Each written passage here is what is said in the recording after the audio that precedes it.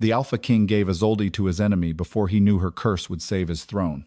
The entire court watched the bargain happen.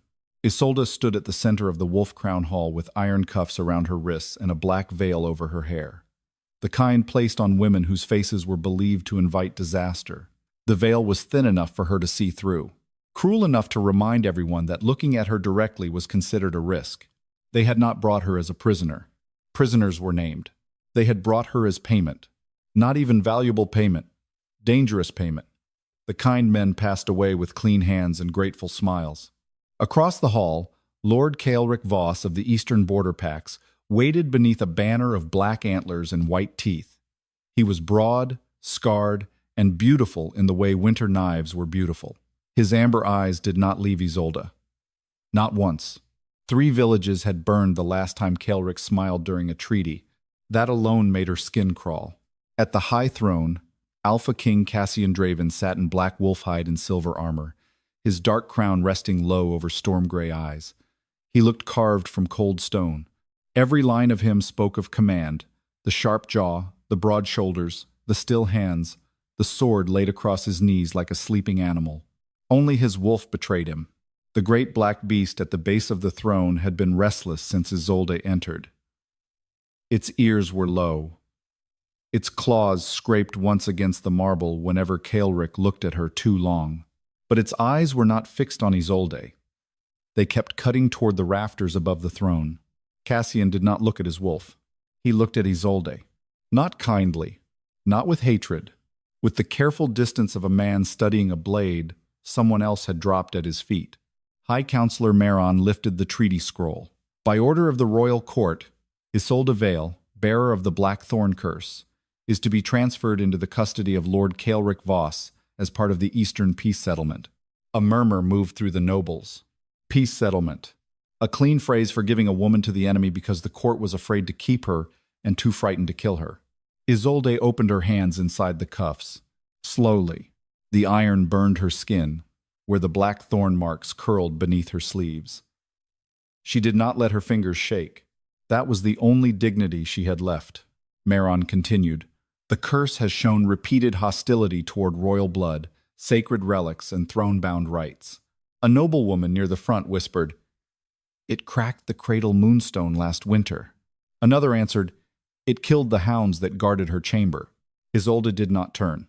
The hounds had been sent to tear her apart after the cradle moonstone cracked by itself. No one had mentioned that part. No one ever mentioned the part where she survived before they blamed her for surviving.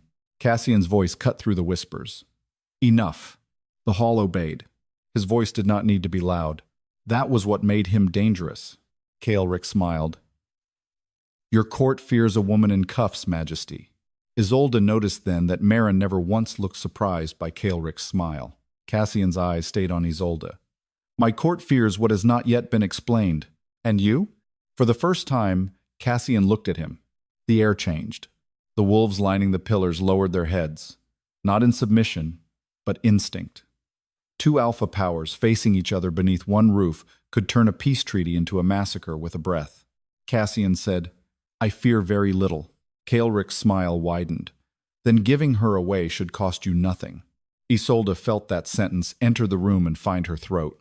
Nothing. She had been called dangerous, cursed, unclean, thorn-marked, ill-fated, and royal hazard. But nothing was sharper. Nothing meant she could be moved between men and borders without leaving a wound behind. Her gaze lifted to Cassian before she could stop it. He saw. A flicker crossed his face. Not guilt, not softness. Recognition, perhaps, of a strike that had landed where it was meant to. His fingers tightened once on the sword. So quickly only Isolde saw it. Then it was gone. High Counselor Meron stepped toward her with the transfer chain, a silver length meant to link her cuffs to Kaelric's wrist. "Isolde Vale, kneel for the handover." The old humiliation opened beneath her like a trap. Kneel. So Kaelric could receive her. So Cassian could release her. So the court could pretend her body had always belonged to law and never to herself. Isolde looked at the chain. Then at Meron. No. A thin silence spread through the hall. Meron blinked. "What did you say?" Isolde's voice was quiet. "I said no." The iron cuffs tightened. Pain bit through her wrists. The black thorn marks under her skin stirred, cold and alive. Not enough to break free, enough to remind her what the court feared. Cassian leaned forward by 1 inch. Kaelric noticed. So did Isolde. Meron's face hardened. The cursed do not refuse transfer. The cursed still have knees, Isolde said, and mine are not part of your treaty. A few nobles gasped.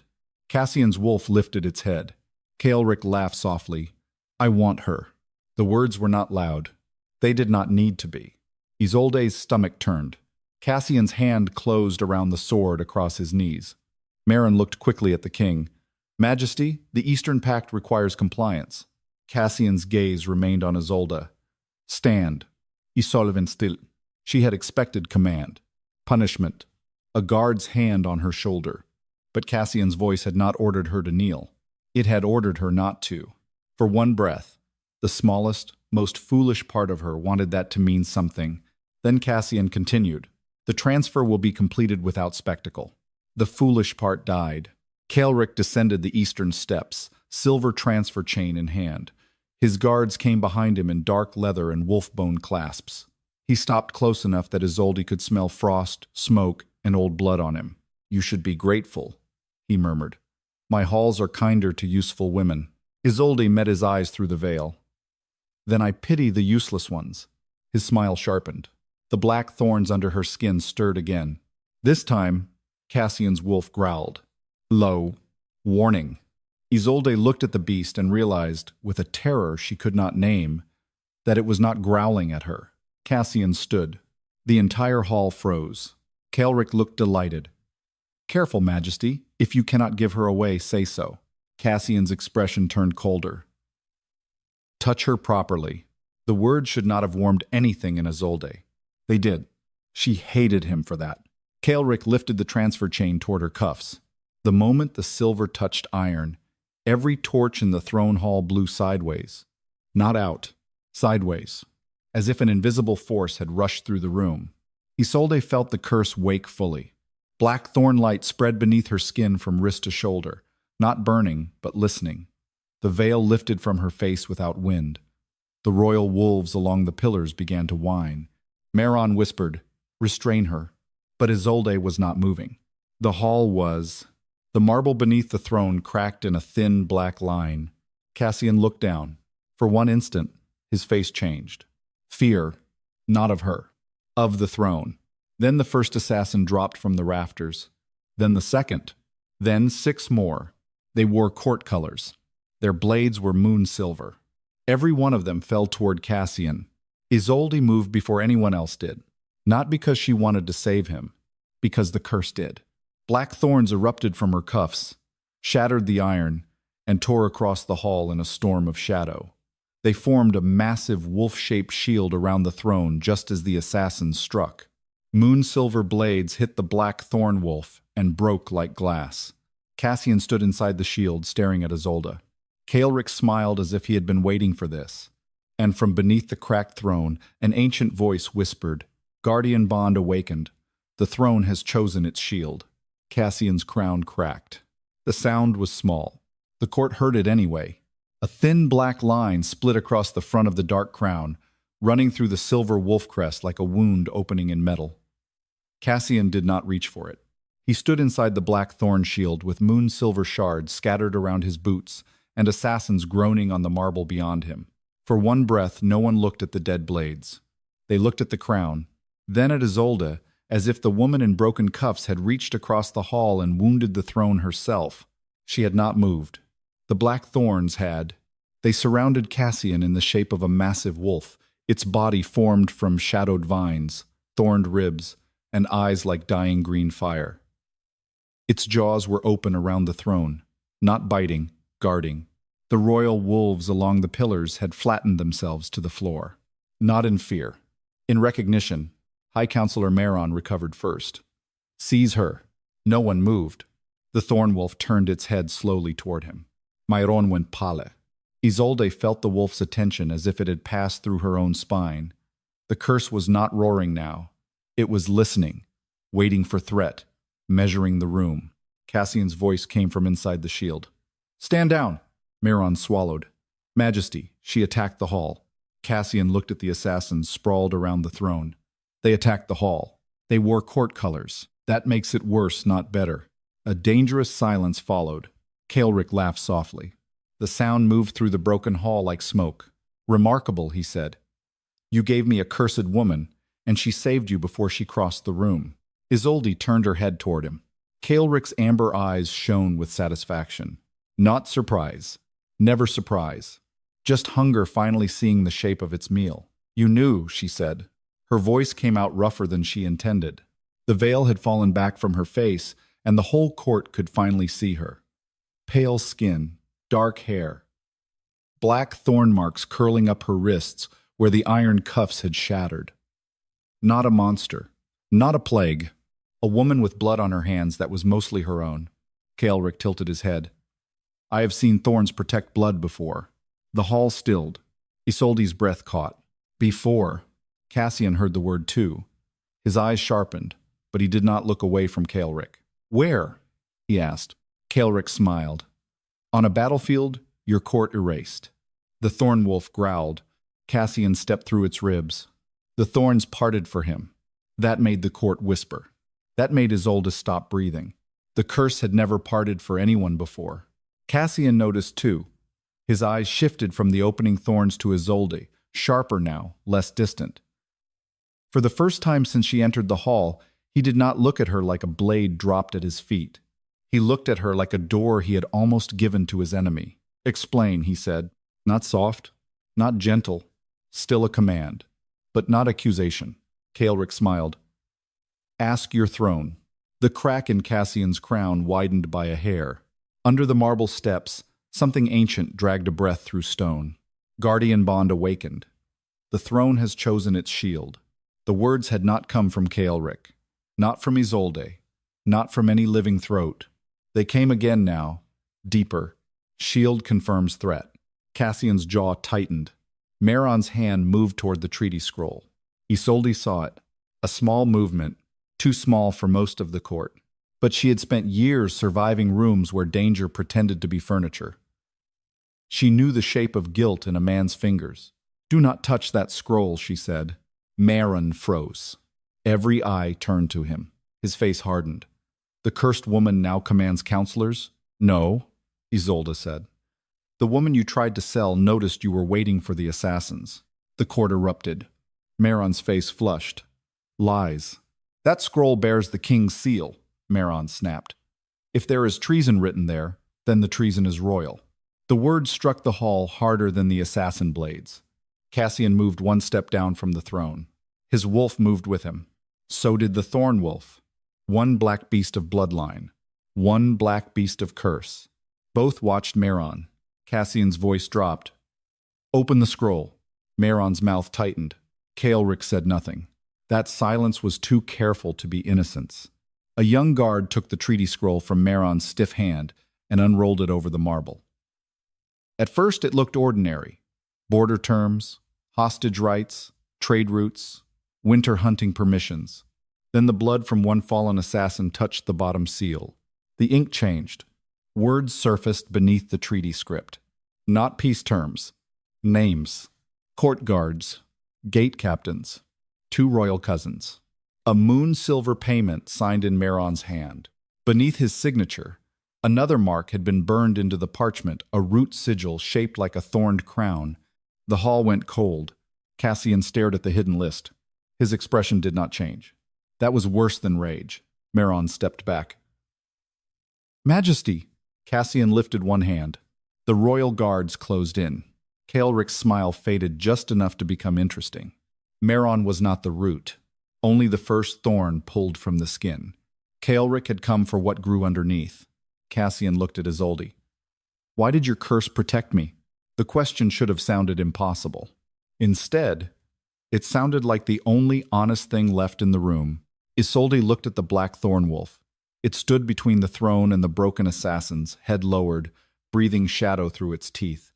The thorn marks under her skin no longer burned. They pulsed, slow and steady, like a second heartbeat. I do not know, she said. Mehron laughed once, desperate. Convenient. The thorn wolf snapped its jaws. He fell silent. Cassian's gaze flicked to her wrists. Has it ever done that before? No. Has it ever protected royal blood before? Isolde's mouth tightened. Royal blood is usually what people accuse it of endangering. Something crossed his face. Not pity. Good. She did not want pity from the man who had almost handed her to Kaelric. But there was something close to shame there, and she did not look away fast enough to avoid it. Cassian stepped closer. The thorns shifted between them, not blocking him, not welcoming him either. He stopped when he noticed. So did she. The space between them tightened. You are bleeding, he said. Isolde looked down at her wrists. The broken cuffs had cut deep. So is your crown, she said. For half a breath, something almost human moved in his eyes. Then Kaelric clapped slowly. Once. Twice. The sound broke the tension like a blade through silk. How touching, he said. The king worries over the woman his own throne answers to. The hall went silent. Cassian turned very slowly. Kaelric's smile returned. There it was. The treaty smile. The one that had burned villages. Careful, Cassian said. Your next words may end this settlement. Kaelric looked at the cracked crown. No, Majesty. Your crown may do that before I can. The crack split wider. The throne beneath Cassian groaned. Isolde's thorn wolf lowered its head and growled at the crown itself. Not at Kaelric. Not at Myron. At Cassian's crown. Not rejecting the man beneath it. Warning him. A terrible understanding moved through Isolde. Kaelric had not wanted her only because she could protect Cassian. He wanted her because the guardian bond could force the ancient power beneath the marble to name whom it recognized, and whom it refused. Cassian's wolf stepped between its king and the throne, trembling. The ancient voice rose from beneath the marble once more. Shield must face claimant. Every torch in the hall went black. Only Isolde's thorn still glowed. Then Kaelric removed the glove from his left hand. The mark on his palm was not like hers. Hers was black thorn light beneath living skin. His was older. A burned root sigil carved deep into the flesh, ringed with dead silver, as if someone had once tried to graft the black thorn curse into him and failed to make it obey. Isolde's thorn wolf recoiled. Kaelric smiled into the dark. Hello, little shield, he whispered. Do you remember what your first king did to me? The thorn wolf recoiled from Kaelric. That frightened Isolde more than the assassins had. The creature had faced moon-silver blades without flinching. It had cracked iron, shielded the throne, and forced royal wolves flat against the marble. Yet the moment Kaelric showed the burned root sigil in his palm, the wolf of black thorns stepped back. Not from weakness. From memory. Isolde felt that memory tear through her wrists. A battlefield under a red moon. Men screaming in ash. A younger Kaelric on his knees chained to a black altar stone while a crowned king burned thorns into his palm. A boy begging for mercy. A king giving none. Then the vision vanished. Isolde scowled. Cassian caught one step toward her. Only one. Then stopped himself. The thorns between them stirred, uncertain whether his movement meant rescue or claim. Isolde hated that she noticed the stopping. Hated that it mattered. Kaelric watched them both. Careful, Majesty. The shield has not decided whether it is protecting you from your enemies or from your crown. Cassian's face did not change. Neither do you. No, Kaelric said, but I have bled longer for the answer. The hall remained black except for Isolde's thorns and the thin crack glowing across Cassian's crown. The royal court had become shadows with jewelry. No one whispered now. Even fear had gone quiet. Myron stood under guard, pale and sweating. His eyes kept flicking to the root sigil on Kaelric's palm. Isolde saw it. You have seen that mark before, she said. Myron's mouth tightened. Cassian looked at him. Answer. Myron swallowed. A dead Eastern heresy. Kaelric smiled. That is what Dravenfall calls history when it is inconvenient. Cassian's wolf growled. The thorn wolf growled back. Not at the beast. At the crown. The warning deepened. Cassian lifted a hand toward the dark metal on his brow. Isolde spoke before she could stop herself. Do not touch it. He froze. For one breath, king and cursed woman stared at each other across the glowing thorns. Cassian's voice lowered. Why? I don't know. That is becoming a poor defense. So was giving me to him. The words landed hard. A few nobles drew in breath. Cassian did not look away. Good. Let him hold it. Let him feel the shape of what he had almost done with clean hands and a treaty seal. Kaelric's amber eyes gleamed. There she is. Isolde turned toward him. Do not speak as if you found me. Oh, but I did. His voice softened. Before your court named you cursed, before their hounds found your chamber, before their healers wrapped your wrists in iron, I knew what you were the first time the cradle moonstone cracked. The hall stirred. Cassian's eyes narrowed. You were inside my palace last winter? Kaelric ignored him. His gaze stayed on Isolde. It did not crack because of malice. It cracked because the throne was near something it was supposed to remember. Isolde felt cold move under her skin. The cradle moonstone. They had blamed her for it. Locked her chamber after it. Sent hounds. Burned iron around her wrists. All because a stone cracked near her. Cassian heard the silence under her breathing. Something tightened in his jaw. Kaelric noticed and laughed. Do not look wounded on her behalf now. Your court did the cutting. You merely signed the room where they kept the knife. For the first time, the accusation struck deeper than politics. Cassian moved. Fast. His sword came free with a sound like winter splitting. He crossed half the distance to Kaelric before anyone breathed. The Thorn wolf surged between them, not to shield Kaelric, to block Cassian. The king stopped with his blade inches from living thorns. The hall froze. Isolde felt the command pulsing under the curse. Do not strike the unjudged claimant. Claimant. Her stomach turned. Kaelric's smile faded into something colder. There, he said softly. It knows. Cassian's eyes were locked on the Thorn wolf. Move. The Thorn wolf did not. Isolde's heart hammered. For the first time, she understood that the curse was not obeying her anger. It was not obeying her fear. It was obeying a law older than either of them. And that law had just stopped the Alpha King from striking his enemy. Cassian looked at Isolde. Tell it to move. I don't command it. Trit. The word was sharp, but under it was restraint. He was not asking because he believed she was guilty. He was asking because silence might let the throne answer for them. Isolde opened her hands. The Thorn wolf's ears shifted toward her. She did not know what to say to a curse that had ruined her life, saved a king, and recoiled from a man marked by an older wound. So she told it the truth. Do not let any man use me to crown himself. Cassian's grip tightened on his sword, but this time he did not raise it. The Thorn wolf went still. Kaelric's expression changed. Just slightly. Cassian saw it. So did Isolde. The thorns lowered. Not fully. Enough for Cassian to see Kaelric again. Enough for Kaelric to understand the shield was listening to her now. A sound rose from beneath the throne. Not the ancient voice this time. Chun. Deep under the marble, old chains dragged across stone. Cassian's crown cracked again. A fragment of black metal fell from the front and struck the floor. Inside the crown, something pale glowed.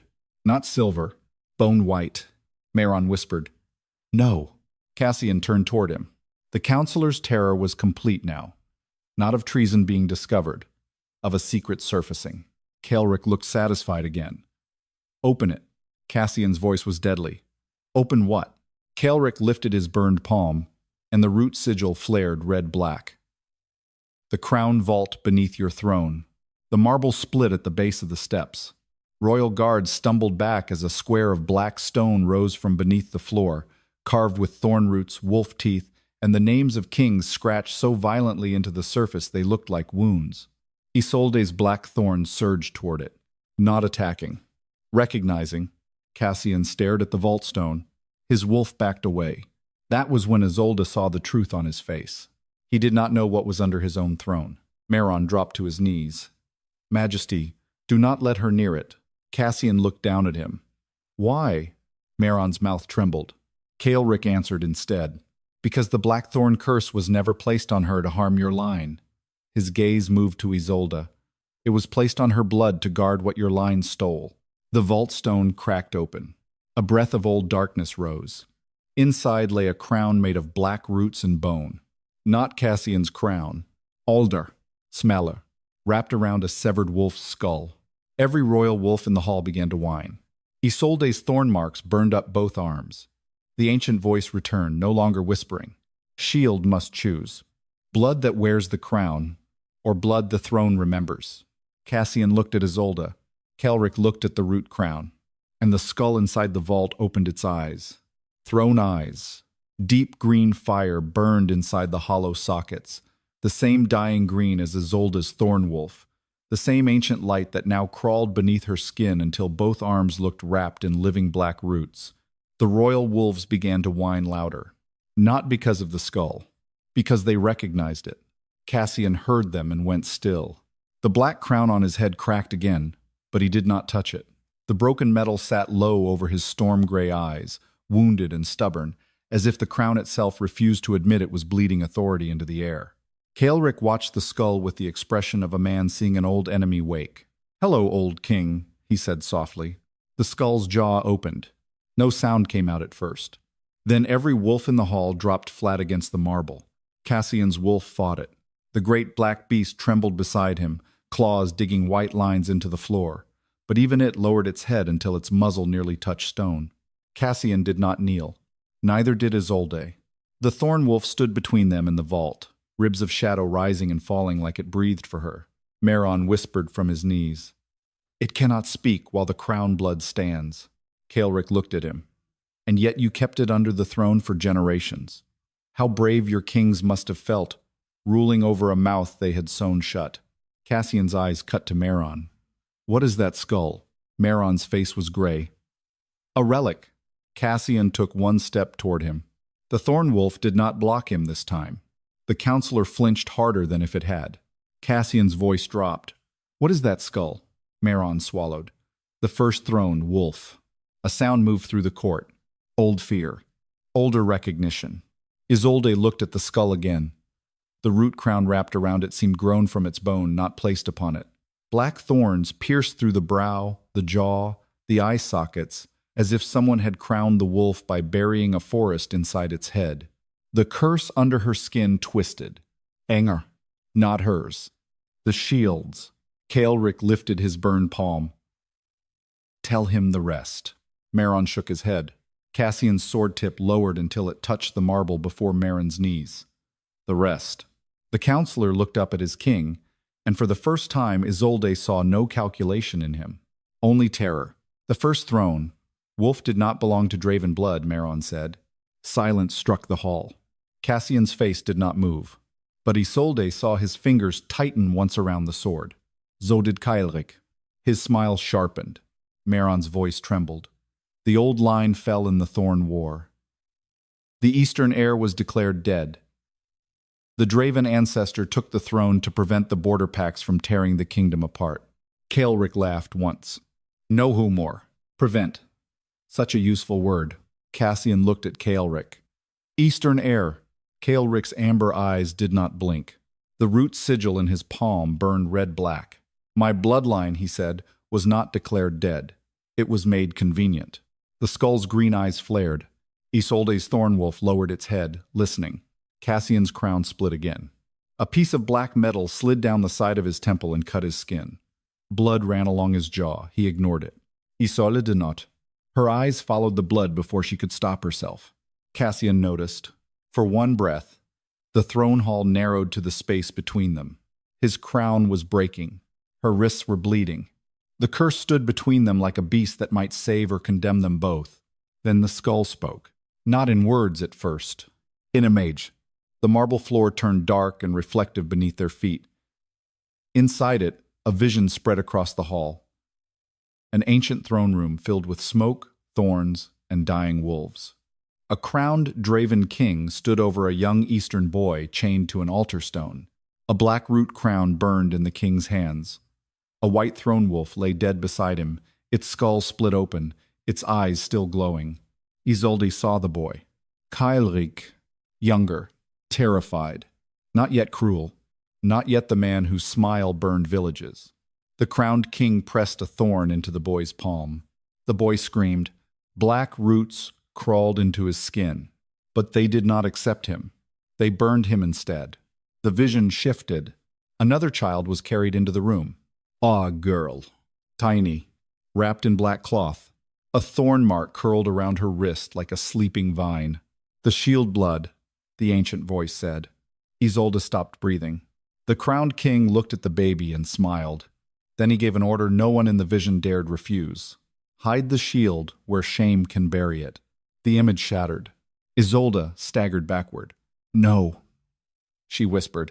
Kaelric stared at her. For the first time, his face held no mockery, only a dark, exhausted certainty.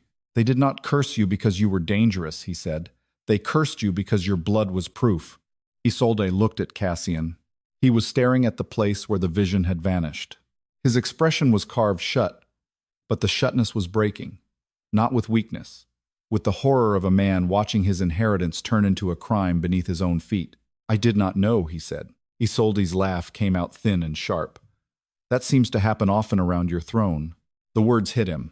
He let them. Good. The skull's green eyes fixed on Isolde. Shield blood stands. Then on Kaelric. Claimant blood stands. Then on Cassian. Crown blood stands. The thorn wolf moved closer to Isolde until its shadowed body touched her side. She felt cold strength pass through her ribs. Meron pushed himself upright, desperate. Majesty, this is exactly why the vault was sealed. The throne does not need truth. It needs order. Cassian turned toward him. Slowly. Order built on a stolen skull? Meron's face hardened. Order built on survival. Kaelric's voice went low. My villages burned for your survival. Meron snapped. Your line would have brought civil war. My line brought a child to an altar, Kaelric said. Yours brought a knife. The hall trembled. Cassian's wolf lifted its head, teeth bared at the crown on its master's brow. Isolde saw it then. The crown was not only cracking, it was tightening. Black metal pressed into Cassian's temples, drawing blood where it touched skin. The throne did not want to be judged. The crown did not want to be removed. And whatever old power lived beneath the marble was using Cassian as the last wall between itself and the truth. Cassian's breath changed. The thorn wolf growled. At the crown, warning him again. Isolde stepped forward. Cassian's eyes snapped to hers. Do not. Not command. Fear. She stopped. The word felt different this time.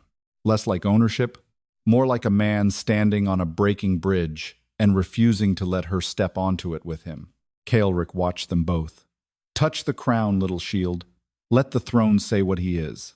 Cassian's jaw tightened. Do not use her.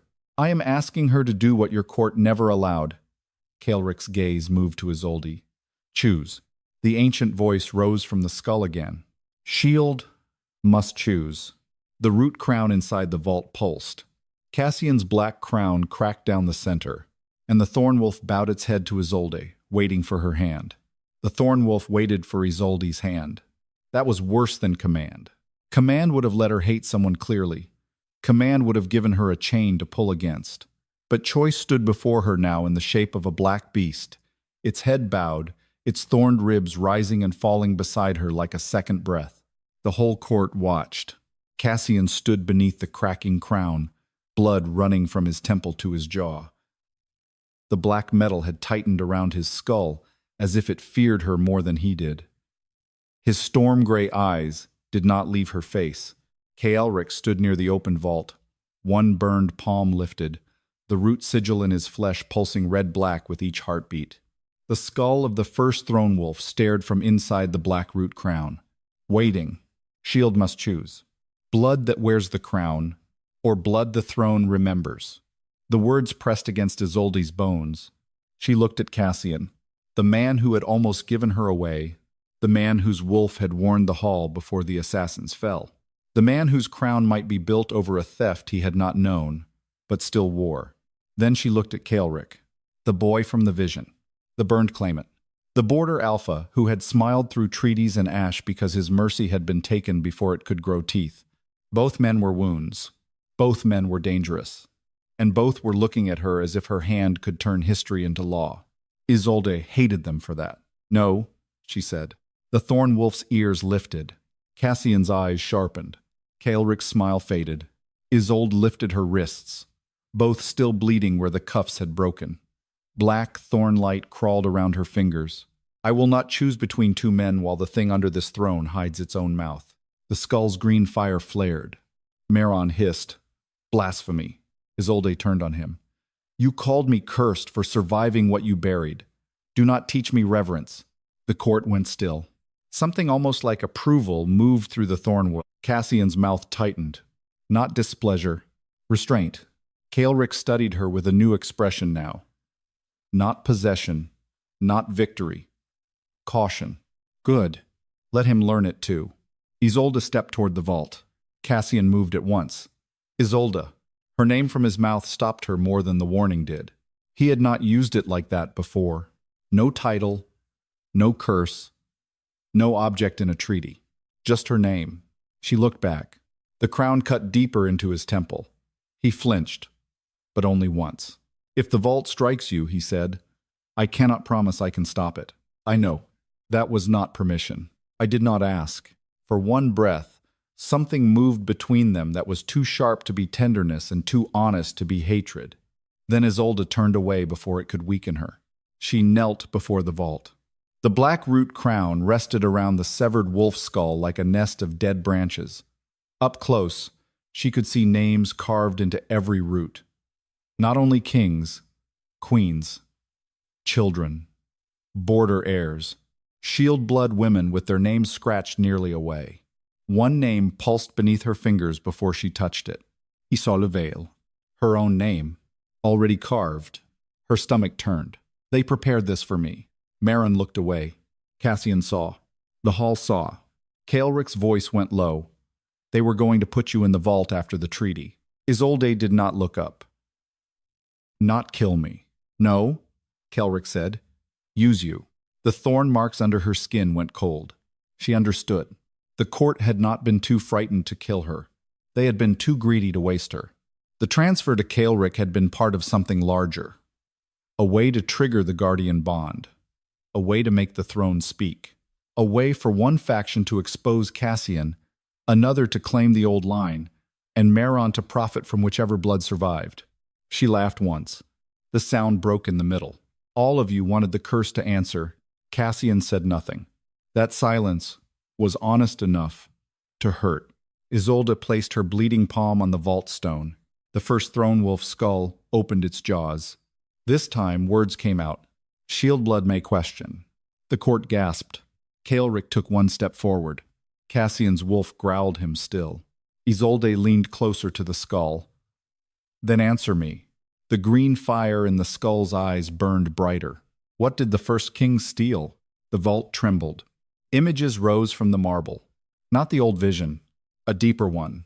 A white throne wolf standing beneath a moonless sky, alive and enormous, its fur marked with black roots that glowed like veins. Beside it stood two rulers. A wolf, king of the central crown, and an eastern queen with thorn vines braided into her hair. Between them stood a young girl with black thorn marks at her wrists. The first shield. The skull spoke through the vision. Throne was not blood. Throne was bond. Isolde's breath caught. The vision shifted. The wolf chose no crown alone. It chose ruler, claimant, and shield together.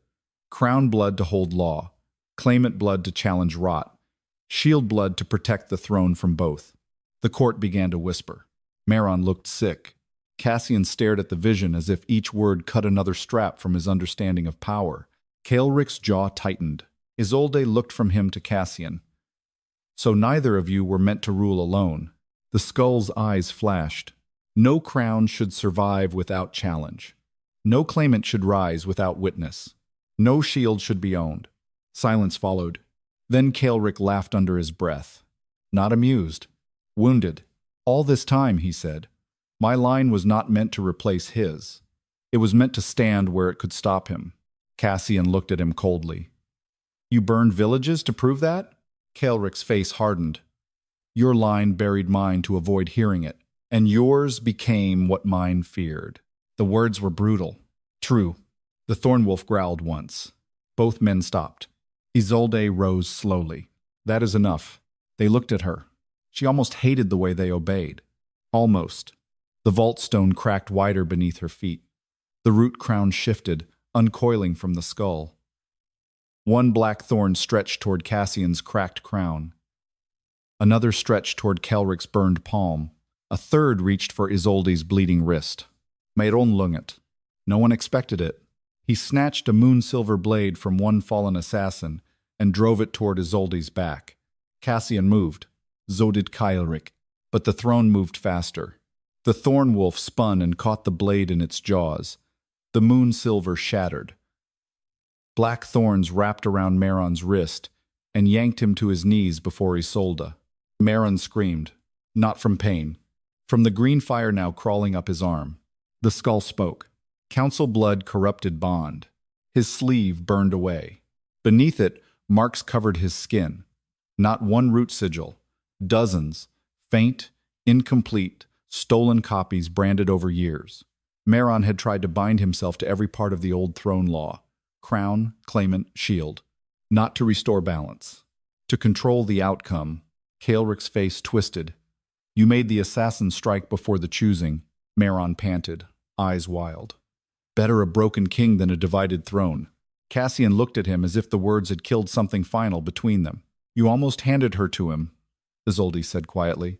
Meron spat blood onto the marble. I almost saved the kingdom from a woman who could split it open. Isolde knelt before him, not because he deserved closeness, because she wanted him to see her face clearly.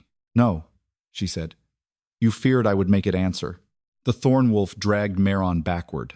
The court parted. The vault roots rose higher, forming 3 black arches, one before Cassian, one before Kaelric, one before Isolde. The first throne wolf skull lifted from the vault without a body, held in a nest of roots and green fire. Shield has questioned. Now blood must answer. Cassian's cracked crown burned bone white. Kaelric's palm burned red-black. Isolde's wrists burned green. The 3 arches opened. Behind Cassian's arch, she saw a throne drowning in crowns. Behind Kaelric's, a battlefield burning under a red moon. Behind hers, a dark forest of black thorns filled with women whose faces were veiled. The skull's voice shook the hall. Enter, or let the old lie choose for you. The 3 arches opened. Cassian's arch showed a throne buried under too many crowns. Kaelric showed a battlefield burning under a red moon. Isolde showed a forest of black thorns filled with veiled women.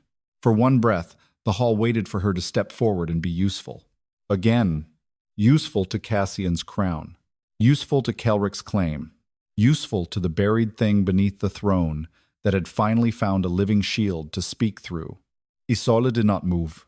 The first throne wolf skull hovered above the vault, green fire burning in its hollow eyes. Around it, black roots twisted into 3 arches, each one pulsing with old law. Enter, or let the old lie choose for you. Meron laughed from where the thorn wolf held him pinned. There. Even the ancient throne understands what she is. A tool. The thorn wolf snarled. Isolde lifted one hand.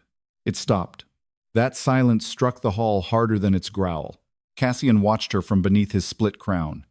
Blood still ran from his temple where the black metal had cut him. He stood rigid, sword low, jaw tight, as if every dead king before him was pressing a hand against his spine. Kaelric stood near the red arch, burned palm open, amber eyes fixed on Isolde, with hunger disguised as patience. Both men wanted judgment. Different reasons. Zamahunga. Isolde looked at the arches and felt the curse under her skin waiting for her command. Not command over the throne, not command over kings, command over herself. No, she said. The arches dimmed. Kaelric's eyes narrowed. Cassian did not speak. Good. He was learning. The skull's jaw opened. Shield must choose. I am choosing, Isolde said. I choose not to enter a trial built to make me useful to someone else. The court stirred. Meron hissed. Blasphemy. Isolde turned her head toward him. You keep using that word for women who refuse to kneel. A few nobles looked away. That was when she knew the sentence had landed. Isolde stepped toward the vault, not into any arch. The thorn wolf moved beside her, low and black and enormous, its green eyes fixed on the skull. Cassian took one step after her. The black roots around the vault rose in warning. He stopped, not because he was weak, because this time he understood the difference between protection and possession. Isolde felt that. She hated that she felt it. Kaelric smiled faintly. Careful, little shield. If you refuse the old law may refuse you. Isolde looked at him. You want it to name you. I want what was stolen. No, she said. You want pain to become proof. The smile vanished. Good. Let him bleed where he had sharpened himself. She turned to Cassian. And you want it to spare you. His face hardened. Then, slowly, something in it lowered. Yes, he said. One word. Honest enough to cut. The hall went silent. Cassian's voice stayed rough. I want it to spare me. I want to believe I did not inherit a throne built over a stolen skull. I want to believe giving you away was politics, not cowardice. Isolde's chest tightened. He looked directly at her. But wanting does not make it true. The Thorn Wolf's ears shifted toward him. Kaelric's burned mark pulsed. Meron whispered, Majesty, stop. Cassian did not. Isolde looked away before the honesty could soften too much. She could not afford softness yet. She placed her bleeding hand on the edge of the vault. The roots recoiled, not from her blood, from her refusal. I will not choose between crown blood and claimant. Blood while shield. Blood is treated like a lock on a door, she said. If this throne has a mouth, let it answer without making me disappear inside it. The skull's green fire flared. Ancient pressure slammed through the hall. Nobles cried out. Wolves flattened themselves again. The arches shook, their images flickering. Crowns, battlefield, thorn forest. Isolde's knees almost buckled. Cassian moved, then stopped himself with visible effort. Kaelric saw and laughed once. How noble. Cassian's eyes cut to him. You would have let her fall if it made the throne name you. Kaelric's jaw tightened. He did not deny it. Isolde lifted her head through the pain. Both of you have been taught to look at the throne and ask who deserves to hold it. The thorn marks climbed her throat. Her voice lowered. That was always the lie. The skull's jaw trembled.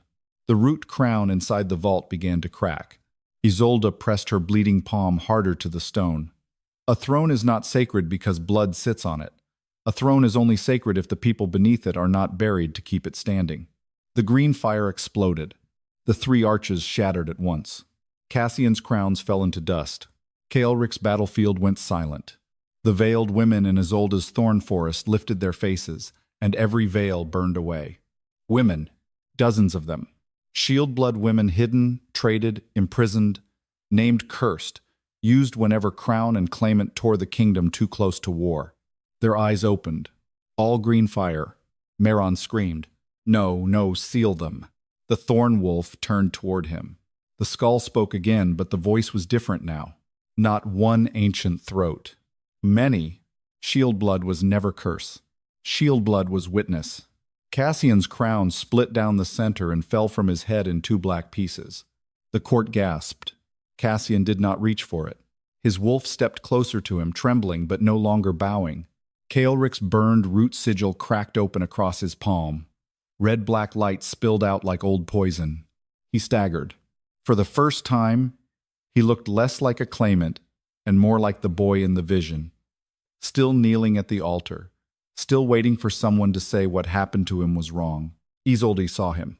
She did not forgive him, but she saw him. The vault roots rose around Meron next. He tried to crawl backward. Too late. Marks burned across his arms, chest, throat. Copies of crown marks, claimant marks, shield marks. Dozens of stolen attempts to bind old throne law to himself. Cassian stared at him. You were not protecting my crown. Meron's face twisted. I was protecting the kingdom from division. No, Isolde said. You were making sure every possible answer belonged to you. The vault answered. Corrupt witness named. The roots dragged Meron before the skull and pinned him to the marble. The court did not move to help him. That was its own verdict. Then the green fire turned toward Isolde. Shield blood stands. Toward Cassian. Crown blood stands uncrowned. Toward Kaelric. Claimant blood stands. Untrusted. Kaelric laughed bitterly. Untrusted? Isolde looked at him. You burned villages. His mouth closed. Cassian looked at the broken crown at his feet. Then at Isolde. What now? The question was quiet. Not king to subject. Not man to weapon. A man asking the woman he had almost traded away to speak before he acted. Isolde looked at the skull, the vault, the thorn wolf, the exposed court. Then she said the only answer that belonged to her. Now the throne stops choosing in secret. The first throne wolf skull opened its jaws wide. A blast of green fire shot upward through the ceiling, through the palace roof, into the night sky above Dravenfall. Across the kingdom, every buried oath stone woke. Every sealed record opened. Every wolf marked by crown law began to howl. And in the Wolf Crown Hall, black thorns rose behind Isolde like a living crown while the ancient voice thundered, "Let all blood be witnessed before any blood rules." Green fire tore through the palace roof. The Wolf Crown Hall shook as if the mountain beneath Dravenfall had finally opened one eye. Nobles screamed and stumbled back from the vault. Servants pressed themselves against pillars. Royal guards lifted shields, then lowered them when they realized nothing was attacking them. The fire was not burning flesh. It was waking truth. Across the hall, sealed record stones cracked open in the walls.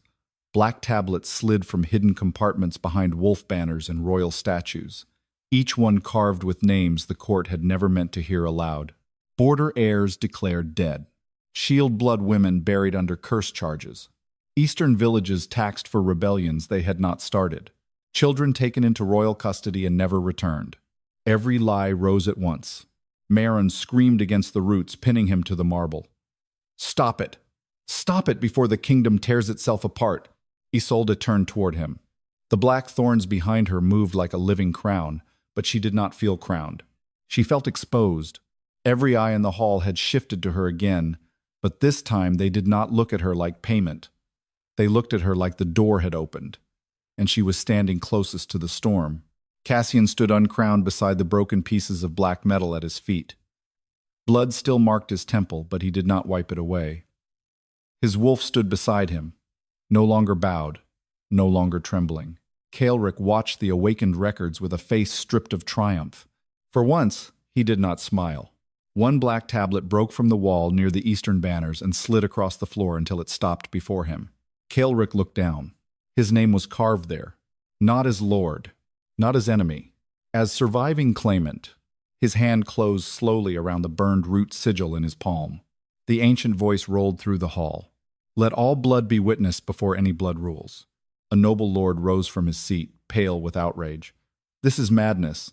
A kingdom cannot be ruled by old accusations." Cassian looked at him. "It has been ruled by buried ones." The lord fell silent. Isolde glanced at Cassian before she could stop herself. There was no crown on his head now. No black metal hiding him inside inheritance. Without it, he looked more dangerous in a different way, less certain, more awake. He felt her looking. Their eyes met, only for a breath. Then Maron laughed. It was a broken sound. "You think removing a crown makes him clean?" he spat. He still signed the transfer. He still gave her away. He still sat on the throne while we prepared the vault. The words struck clean. Isolde did not move. Cassian did not defend himself. Good. Defense would have ruined the moment. Kaelric looked at him. "He is right." Cassian's jaw tightened. "I know." The answer unsettled the room more than denial would have. Maron's smile faltered. Cassian stepped toward Isolde, then stopped with several feet still between them. The thorns did not block him. That almost made her step back. "I cannot undo what I signed," he said. His voice was quiet enough that the nearest nobles leaned in to hear. "I cannot pretend ignorance makes the wound smaller. I gave you away because the court told me you were dangerous, and because it was easier to believe a cursed woman could be moved than to ask why so many men wanted you moved." Isolde's throat tightened. She hated that the truth in his voice hurt more than his coldness had. Cassian lowered his sword. Then he knelt. Not to the throne, not to the vault, to her. The hall went breathless. Kaelric's eyes narrowed. Maron went still with horror. Cassian looked up at Isolde. "I will not ask you to shield me. I will not ask you to name me. I will not ask you to forgive a king because he has finally learned to bleed honestly." The thorn wolf lowered its head. Isolde felt its attention turn inward. Waiting. Always waiting. Kaelric's voice cut through the silence. Pretty words from a man who just lost his crown. Cassian did not rise. "Then make yours uglier and answer for what you did with your wound." The hit landed. Kaelric's face darkened. For a moment, the red battlefield seemed to return in his eyes. The boy at the altar. The burned palm. The king giving no mercy. Then the villages. His villages. The ones he had burned years later because grief had found an army. Kaelric looked at Isolde. "I wanted the throne to name me," he said. "No softness. No performance. I wanted Dravenfall to kneel before what it buried. I wanted him to feel the ground disappear under his blood the way mine did." "And me?" Isolde asked. His mouth tightened. The answer cost him. "I wanted to use you." The Thorn wolf growled once. Kaelric did not look away. "I told myself it was justice because your blood was made for the old law, but I still wanted your curse to open the vault for me." Isolde breathed through the anger rising in her ribs. Two men. Two truths. Neither enough. The vault roots tightened around Meron. The ancient voice returned. "Crown blood has answered. Claimant blood has answered. Shield blood must name the next law." Isolde looked at the skull. "No." The hall tensed. She was tired of that word being mistaken for refusal without meaning. So she made it clear. "I will not name a law alone." The green fire flickered. Meron whispered, "Impossible."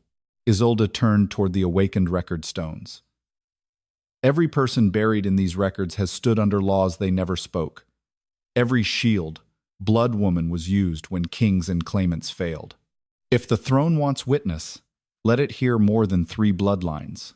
The thorn wolf rose. Its body expanded, black roots crawling across the marble in every direction. Wherever a thorn touched a record stone, a name glowed. A servant woman stepped forward first. Small, gray-haired, shaking. "My sister was taken for curse testing," she said.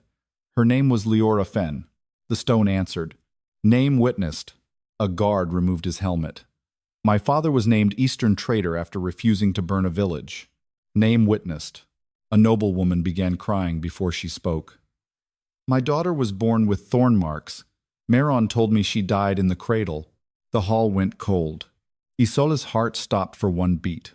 The woman lifted her face. Her name was Saris. The record stone screamed open. Behind the throne, a hidden stair split the wall. From below came the sound of breathing. Many breaths. Small breaths. Isolde turned slowly toward Meron. His face had become empty. Cassian rose from his knees. Kaelric's burned palm flared red-black. The thorn wolf bared its teeth.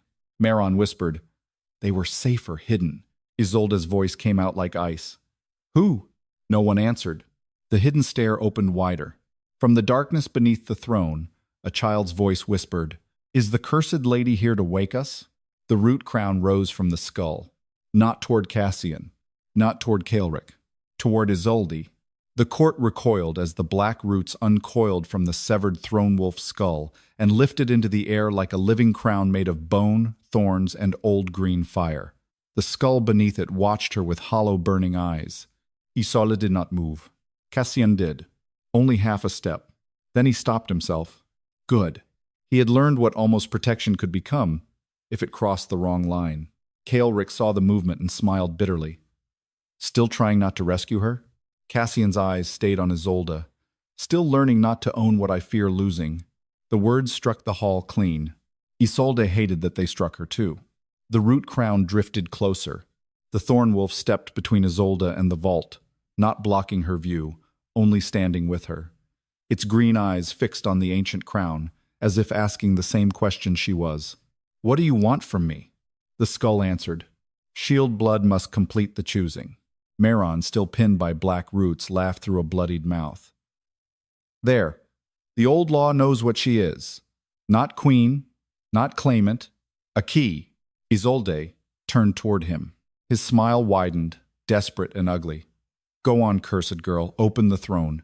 Name the true blood. Put one wolf over the other and let the kingdom bleed honestly for once." Cassian's jaw tightened.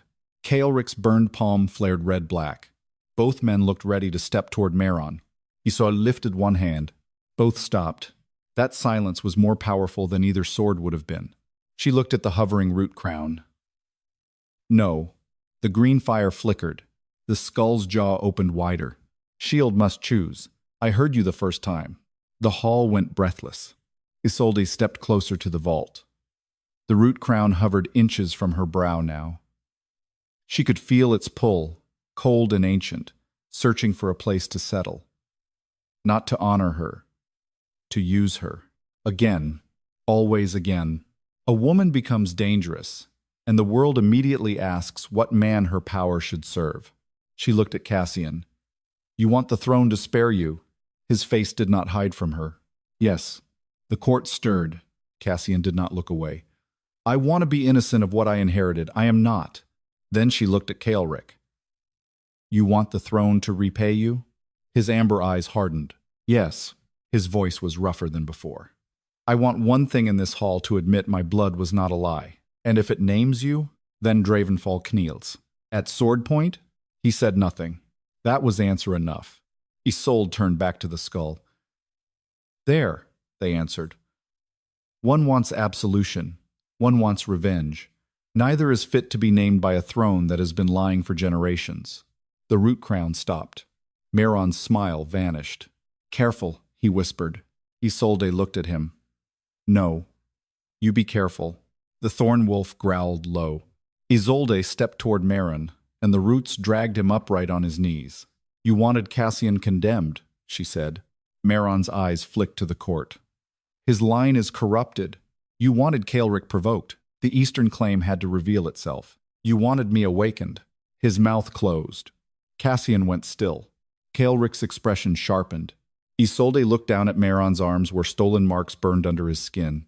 Crown marks, claimant marks, shield marks, all copied, all incomplete. You did not want the true ruler, she said. You wanted the choosing to happen while every answer passed through you. Meron's face twisted. Because men with blood claims tear kingdoms apart, and counselors with hidden knives save them? He flinched. The vault answered before he could. Corrupt witness named. Green fire crawled over Meron's stolen marks. He screamed as the false sigils peeled from his skin like burned parchment and rose into the air. One mark flew toward Cassian's broken crown pieces, one toward Kaelric's palm, one toward Isolde's wrists. The thorn wolf snapped its jaws and destroyed the one meant for her. Cassian's wolf crushed the one meant for the crown. Kaelric stared at the third mark coming for him. For one terrible second, Isolde saw the temptation in his face. If he accepted it, the vault might strengthen his claim. It might give him the proof he had wanted for years. His burned hand shook. Then he closed his fist. No, he said. The mark shattered before touching him. The hall fell silent. Kaelric looked almost angry at himself. Isolde almost respected him for it. Almost. The root crown turned slowly in the air. The skull spoke again. Crown blood stands guilty. Cassian did not flinch. Claimant blood stands wounded. Kaelric's jaw tightened. Shield blood stands unowned. The thorn marks on Isolde's wrists blazed green. Then the skull's voice changed. Not choosing king, choosing witness. The root crown descended. Cassian moved this time one full step. Isolde. Not command. Fear. She looked at him. Do not. He stopped. His hands opened at his sides. Kaelric watched with a strange, bitter stillness, as if he had just understood that the crown he wanted had never been waiting for him. The root crown touched Isolde's head. Pain flashed through her skull. Not heavy. Sharp. Like 1,000 sealed doors opening at once.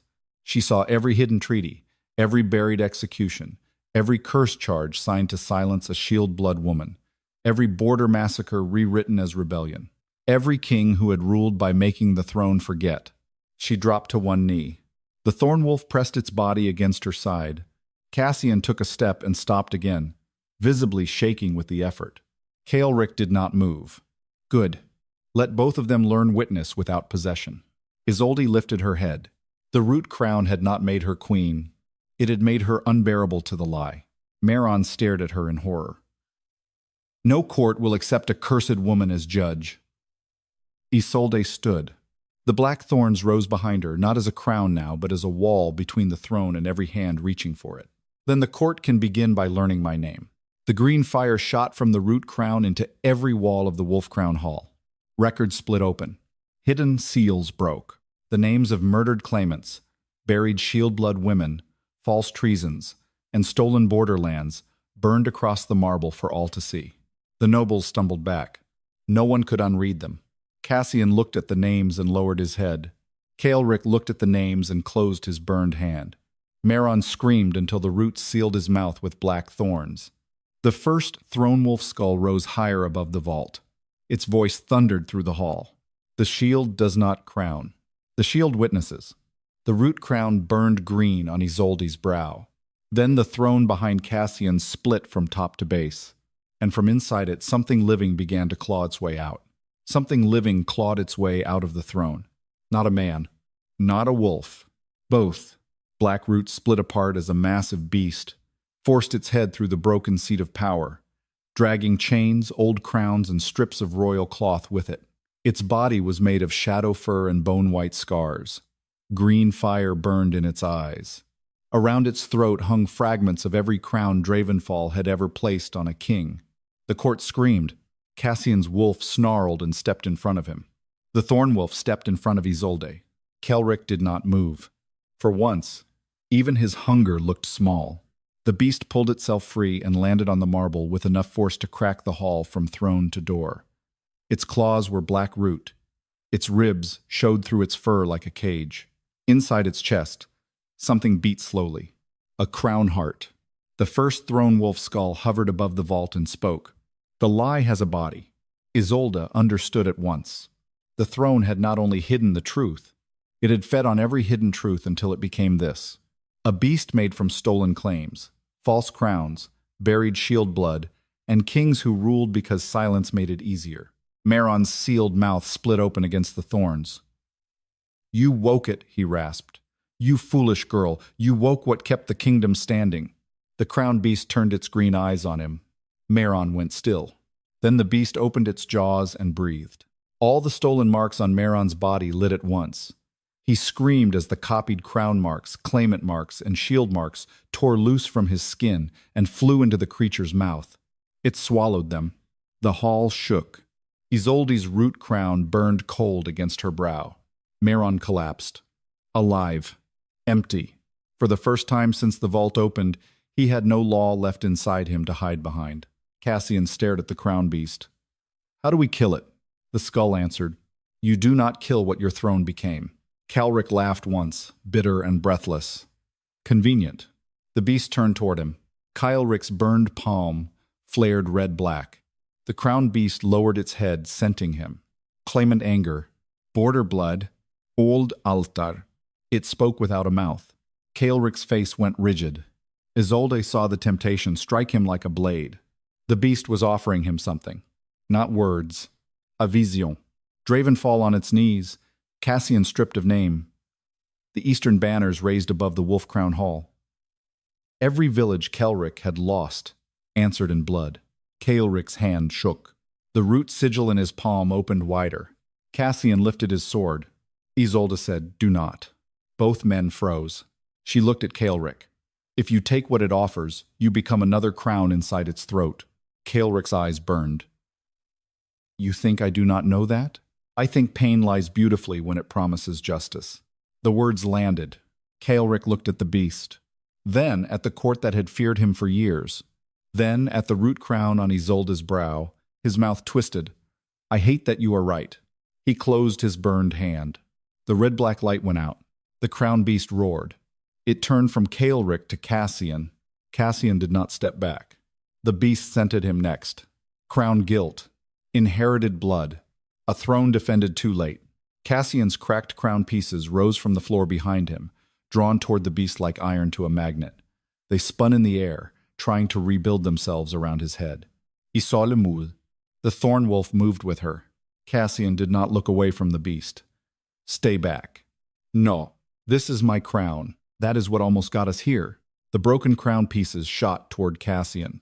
Isolde lifted her hand. Black thorns caught them inches from his brow. The impact drove pain through her skull. She nearly dropped, but the thorn wolf braced against her side. Cassian turned then. His face was raw with fury and fear. "Do not bleed for my crown. I am not." She crushed the crown pieces in her thorns. They shattered into black dust. "I am stopping it from using your guilt." The crown beast screamed again, louder this time. Every record on the walls flared. Every buried name burned green. The beast had no crown pieces left, no copied marks from Meron, no answer from Kaelric. So it turned toward Isolde. The hall went silent. The first throne wolf skull whispered, Shield blood. The crown beast stepped closer. The root crown on Isolde's brow tightened. Cassian's wolf growled. Kaelric drew a knife, though both of them knew steel would do nothing. Isolde felt the beast reach for her. Not her body, her purpose. It showed her what she could become. Judge of kings. Breaker of claims. Woman before whom every crown bent. No one would give her away again. No one would veil her face. No one would call her payment. They would fear her. They would obey. For one heartbeat she wanted it. After a lifetime of being handled, named, locked, blamed, and traded, the hunger to be untouchable opened inside her like a dark flower. The thorn wolf trembled. Cassian said her name. Quiet. Not to stop her. To remind her she was still there. Isolde closed her eyes. She saw iron cuffs. A black veil. Hounds at her chamber door. Kaelric's burned palm.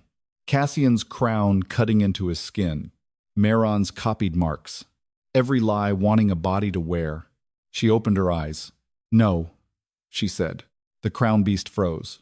Isolde stepped toward it. I will not become the next thing people obey because they are afraid. The root crown cracked on her brow. Green fire poured down her face like tears, but she did not stop. The shield does not rule. The thorn wolf rose behind her, enormous now, its body filling the broken hall. The shield does not crown. Cassian lowered his sword. Kaelric lowered his knife.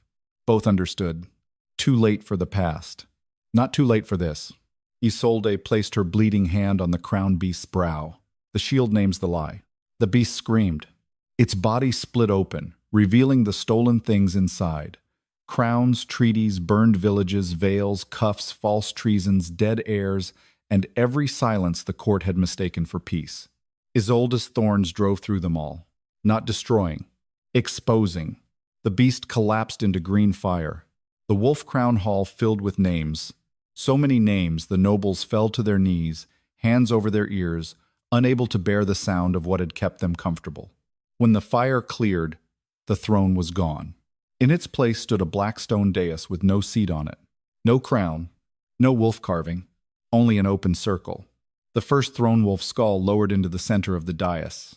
Its green eyes turned to Isolde, then to Cassian, then to Kaelric.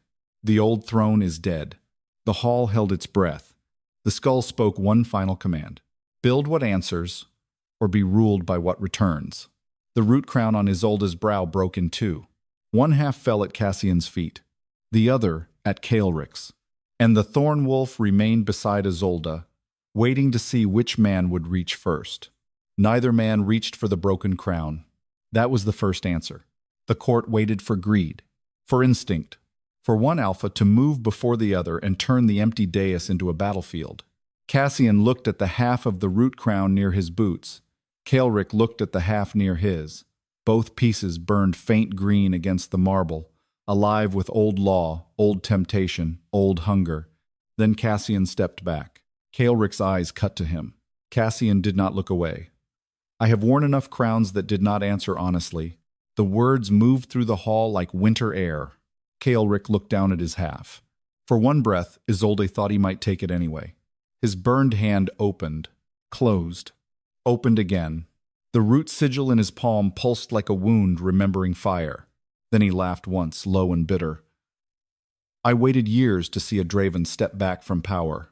Cassian's face stayed hard. Enjoy it quietly. Kaelric's mouth twitched. Not a smile. Almost. Then he kicked his half of the root crown toward the empty dais.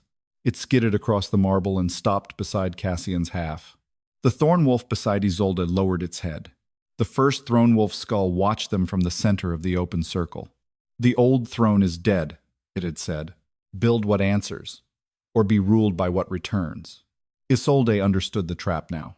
If Cassian took the crown, guilt would become rule. If Kaelric took it, pain would become rule. If she took it, fear would become rule. The old throne did not care which body wore authority. It only cared that authority had a mouth large enough to swallow witness. Isolde stepped onto the black stone dais. The court recoiled. Cassian moved half a step, then stopped. Kaelric did not move at all. Good. Let them keep learning. Isolde stood between the two broken crown halves and looked at the nobles who had called her payment, curse, danger, and proof. Some could not meet her eyes. Some still looked angry that the truth had arrived without asking permission. She lifted her bleeding wrists. "For years you made my body into a warning," she said. "You covered my face so no one would ask why the curse looked like a woman. You locked iron around my wrists and called it safety. You gave me away and called it peace." No one answered. No one could. Her voice hardened. "The black thorn was never a curse. It was a witness you tried to bury because witness makes cowards uncomfortable." The thorn wolf stepped onto the dais behind her. Green fire spread from its paws into the open circle. Meron, collapsed near the vault roots, lifted his head. His face was gray, stripped of power, but not of hatred. A kingdom cannot be ruled by witness. Isolde looked down at him. No, it can only survive by it. The roots dragged him forward, not to kill, to expose. Every hidden seal he had copied burned above his skin in green light. Crown, claimant, shield, treaty, assassin payment, vault access. Meron's entire life of manipulation rose around him like a confession written in fire. Cassian's voice was cold. "High Counselor Meron is stripped of title, blood authority, and royal protection." Meron laughed weakly. "You have no crown." Cassian looked at the empty dais. "Then let that be the first clean order I give without one." The royal guards looked at each other. Then they seized Meron. Kaelric watched silently. Isolde turned toward him. "And you?" His amber eyes narrowed. The hall tightened. Kaelric lifted his chin. "Say it." "You were wronged," she said. "You were not made innocent by it." His jaw flexed. "You burned villages because dead kings burned you. You called it justice because revenge sounds nobler when it wears history." The Eastern guards bristled. Kaelric raised one hand. They stopped. For a moment, the boy from the vision stood inside the man, chained, burned, unheard. Then the Alpha, who had made others pay for that silence, lowered his eyes. "Name the debt," he said. Isolde held his chaza. "Not to me, to them." She pointed to the awakened record stones, where the names of burned villages still glowed. Kaelric looked at the names. For once, he did not smile. "I will answer them," he said. Cassian's voice cut in. "So will Draven fall." Kaelric looked at him sharply. Cassian continued. "The Eastern heir was not dead. Your line was buried. My line profited. Both truths stand." Kaelric's face shifted. Not forgiveness. Never that quickly. But the hatred lost one clean edge. The first throne wolf skull rose higher. Witness accepted. The two broken halves of the root crown cracked again, splitting into dozens of smaller thorn rings. They did not fly toward Cassian or Kaelric. They flew to the record stones. Each ring locked around one exposed truth, sealing it open so no future council could bury it again. The court watched the end of secret rule. Isolde felt the root crown's pressure lift from her skull at last. The thorn marks on her wrists cooled. The thorn wolf turned toward her. For a moment she feared it would vanish. Instead, it lowered its massive head and pressed its brow to the marble before her feet. Not kneeling to a queen, acknowledging a choice. Her throat tightened. Cassian stepped closer, slow enough for her to refuse. She did not. He stopped an arm's length away. Blood had dried along his jaw. Without the crown, he looked less certain, more dangerous, more human. "I almost gave you to him," he said. "Yes. I cannot repair that with an apology."